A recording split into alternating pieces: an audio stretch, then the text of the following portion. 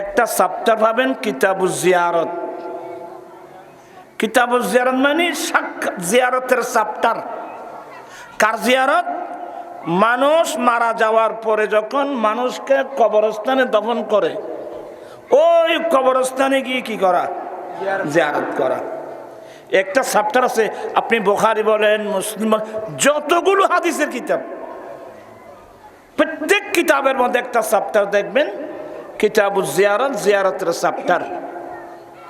তা আপনি যখন কবরস্থানে গিয়ে জিয়ারত করবেন, জিয়ারত করলে জিয়ারতের সিস্টেম হলো প্রথম কি দেওয়া?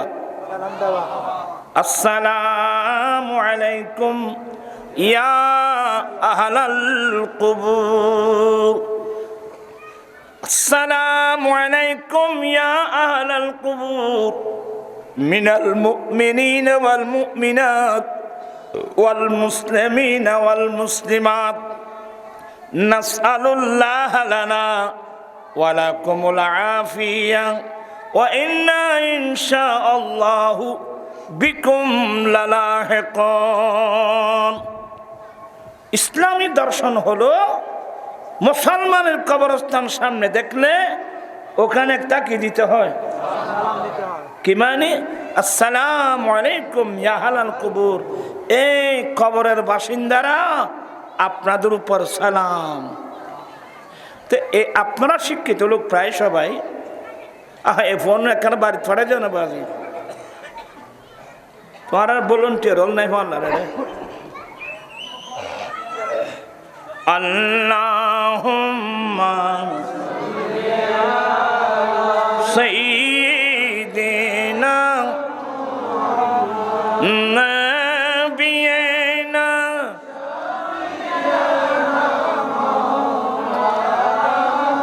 বাম জঙ্গলার বাঘ হরিণে চিনিল দয়াল নবীকে, হর মানব হয়ে চিনিলি নারে, দুঃখ রইল মনেতে। আল্লাহুম্মা সাল্লি সাইয়্যিদিনা নাবিয়িনা।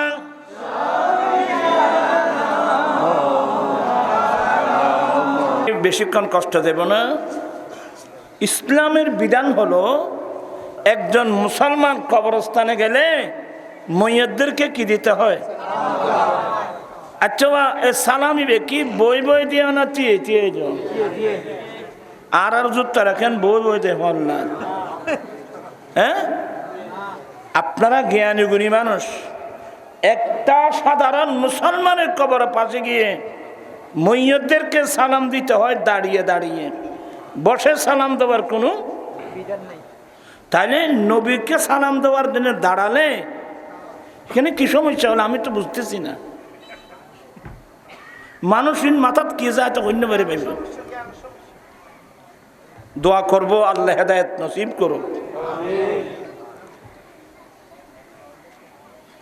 আসলে কোরআন হাদিসের চ্যাপ্টারগুলো একেবারে কি হয়ে যাচ্ছে, আর থাকবো কিভাবে? আপনারা যারা সম্ভ্রান্ত পরিবার, যারা উচ্চ ব্রেইনি, যারা সামাজিক বুক ফুলি আপনারা কথা বলতে পারেন, এই ফ্যামিলির ছেলে এখন মাদ্রাসায় নাই। আজকে বাংলাদেশে ইসলামের নেতৃত্ব দেবে এমন কোন ভালো আলেম এখন বর্তমান আছে?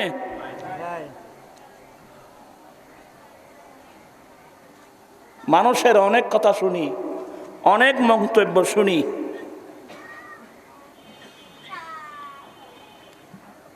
আজকে আমাদের অন্তর্বর্তীকালীন সরকারের প্রধানকে ডক্টর ইউনূস, কিন্তু সে যদি আজকে আলেম হতো,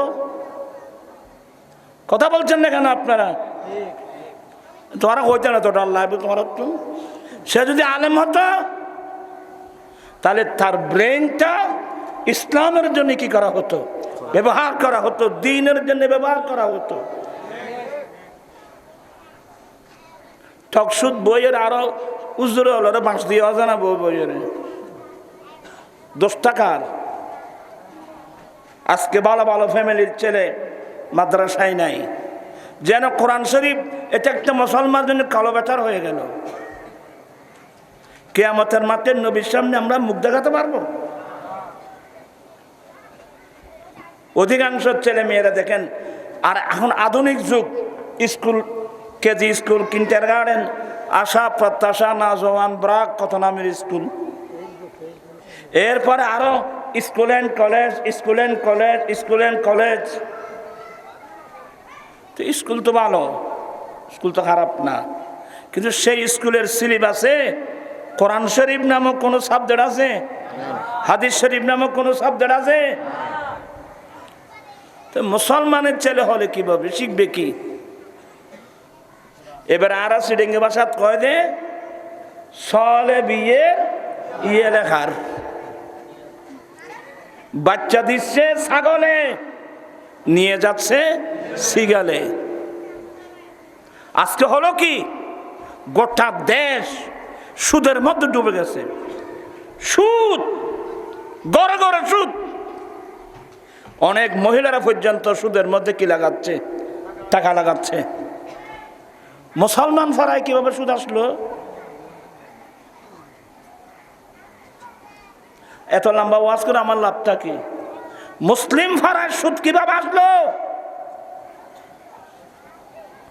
আমার নবী কি বলছিলেন? আমার নবীর সংস্কারের মধ্যে একটা, আমার নবী পৃথিবীর জমিনে এসে দেখলেন গোটা মক্কা শহর সুদে দখল করে নিয়েছে। সুদ মানে বুঝেন? সুদ মানে হলো যার কাছে নাই তার থেকে নাও, যার কাছে আছে তাকে দাও। কথা নবুঝো ফল কথা বুঝতে পারি না রো। আচ্ছা, আমি বিপদে পড়লাম, আপনি তো তৌফিকওয়ালা মানুষ, আমাকে 1,000 টাকা দেন না, আমি 1 মাস পরে দিয়ে দেব। হ্যাঁ, 1,000 কেন, 5,000 বললেও দেব, কিন্তু ভাই 1 মাস পরে কিন্তু আজারে কত? 200 টাকা। 5,000-এ 1,000 টাকা। স্পেয়ার কত? 1,000। নিচ্ছে কার থেকে? যার কাছে নাই তার থেকে। নিচ্ছে কে? যার কাছে আছে। এর চেয়ে মানবতা বিরোধী কাজ আর কি হতে পারে? ইসলাম তো বলছে যার কাছে আছে তার থেকে নাও, যার কাছে নাই তাকে দাও। এটাই তো সিস্টেম। আল্লাহর নবী কি বললেন? ইন হইতেন বললে বাদি মাথা টিন্ন থাকে। আমরা কিভাবে নবীর সামনে মুখ দেখাবো? আমি নিজেও কিছু বুঝতে পারছি না। ইন্না রিবাল জাহিলিয়া তাহাতা কাদামাইয়া মাউদু। উম্মত, জেহালতের সুদ পাতা, আইয়ামে জাহিলিয়তের সুদ পাতা, বড় বড় পয়সাওয়ালা পুঁজিপতিরা গরিব মিসকিন কাঙ্গাল অসহায় মানুষের কিছু থাকলেও এটা পর্যন্ত আত্মসাৎ করার জন্য বিভিন্ন প্রকারের সুসিস্টেম চালু করে দিয়েছে। আমি রাসূল আজকে আইয়ামে জাহেলিয়তের যত সুদ প্রথা সবগুলো আজকে পায়ের নিচে আমি দফন করে দিলাম। কারণ সুদ প্রথা হলো গরিব মিসকিন কাঙ্গাল অসহায় মানুষকে শোষণ করার বড় অস্ত্র। আমার ভাইয়ের শুধু এতটুকু না, আমার নবী কি বলছেন? ইন্না রিবাল যা মাইফল আরো আজিনুনেন না, কারণ এখন মাইফল সুদ লর বলে করতে, সুদূর ঠেলাকার বলে করতে।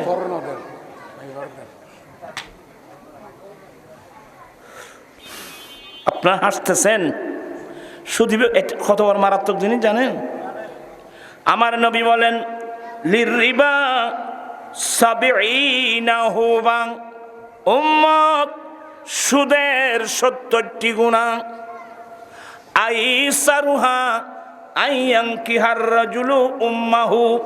সুদের 70টি গুনার মধ্যে একেবারে নরমাল গুনাহ নিজের ছেলে নিজের মাকে বিবাহ করা যত বড় গুনাহ। নাউযুবিল্লাহ, আস্তাগফিরুল্লাহ, লা হাওলা ওয়ালা কুওয়াতা ইল্লা বিল্লাহ। এগুলো আমার নবীর হাদিস বাবা। আমরা তোগুলো বলছি, আমার নবীর হাদিস এগুলো। আপনি কোরআন